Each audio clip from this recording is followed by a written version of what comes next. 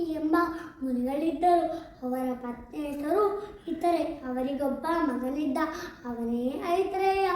ಐತರೇಯನು ಬಾಲ್ಯದಲ್ಲಿ ಅಂತರ್ಮುಖಿಯಾಗಿದ್ದನು.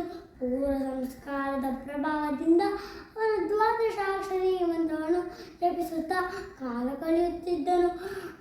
ಮಾಂಡೂಕಿ ಮುನಿಗಳು ಅವನಿಗೆ ಶಾಸ್ತ್ರೋಕ್ತವಾದ ಸಂಸ್ಕಾರವನ್ನು ಹೇಳಿಕೊಟ್ಟರು. ವೇದವಿದ್ಯೆಯನ್ನು ಗಳಿಸಲು ಅಸಾಧ್ಯವಾಯಿತು. ಅವರು ಲೋಕ ವ್ಯವಹಾರದಲ್ಲಿ ಸಂಪೂರ್ಣ ವಿಮುಖನಾದ ಮಗನನ್ನು ತನ್ನೆಡೆಗೆ ಸೆಳೆದುಕೊಳ್ಳಲು ಅವರಿಗೆ ಕಷ್ಟವಾಯಿತು. ಅವರು ಪಿಂಗೆ ಎಂಬ ಮತ್ತೊಂದು ಕನ್ಯೆಯನ್ನು ಮದುವೆಯಾದರು. ಅವರಿಂದ 4 ಮಕ್ಕಳನ್ನು ಪಡೆದರು. ಅವರು ತಂದೆಯಂತೆ ವೇದ, ಶಾಸ್ತ್ರ, ಪುರಾಣವನ್ನೆಲ್ಲ ಕಲಿತು ಜ್ಞಾನ ಸಂಪಾದನೆ ಮಾಡಿದರು. ಅವರ ಮುಂದೆ ಐತರೇಯನು ಪೆದ್ದನಂತೆ ಕಾಣುತ್ತಿದ್ದನು. ಬಾಲಕನಿಗೆ ಅದರ ಗೊಡವೆ ಇರಲಿಲ್ಲ. ಅವನು ತನ್ನ ಪಾಡಿಗೆ ತಾನಿರುತ್ತಿದ್ದನು. ಇದನ್ನೆಲ್ಲ ಅನುಭವಿಸುತ್ತಿರುವುದು ಐತರೇಯನ ತಾಯಿ ಇತರೆ. ಒಂದು ದಿನ ಅವನನ್ನು ಕರೆದು ಕಣ್ಣೀರುತ್ತಾ, ಮಗುವೆ, ನೀನು ವೈರಾಗ್ಯದ ಮಾರ್ಗವನ್ನು ಬಿಟ್ಟು ನಿನ್ನ ತಮ್ಮಂದಿರಂತೆ ಕೀರ್ತಿಶಾಲಿ ಆಗೋಕಂದ ಹೇಳಿ ಬೇಡಿಕೊಂಡರು. ಅವನಿಗೆ ಪ್ರಥಮ ಬಾರಿಗೆ ಲೌಕಿಕ ವಿಷಯವೊಂದು ಮನದಾಳಕ್ಕೆ ತಟ್ಟಿತು.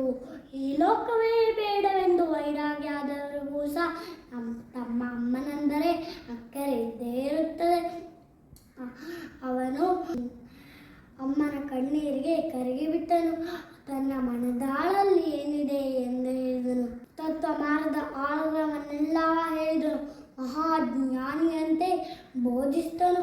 ಮಗನು ಹೇಳುವಾಗ ತಾಯಿಗೆ ಎಲ್ಲದ ಅಚ್ಚರಿ. ಅವನ ಪಾಂಡಿತ್ಯಕ್ಕೆ ತಲೆದೂಗಿದಳು. ಆದರೂ ನನ್ನ ಮಗನು ಕೀರ್ತಿಶಾಲಿ ಆಗಬೇಕು ಎಂದು ದಿನವೂ ಬೇಡಿಕೊಳ್ಳುತ್ತಿದ್ದಳು. ತಾಯಿಯ ಹರಕೆ ಸುಳ್ಳಾಗುತ್ತದೆಯೇ? ಒಂದು ದಿನ ಅವನಿಗೆ ಶ್ರೀಹರಿಯೇ ಕನಸಿನಲ್ಲಿ ಬಂದು, ಮಗುವೆ, ನೀನು ಶ್ರುತಿಗಳನ್ನು ಗೌರವಿಸಿ ಬಾಳು.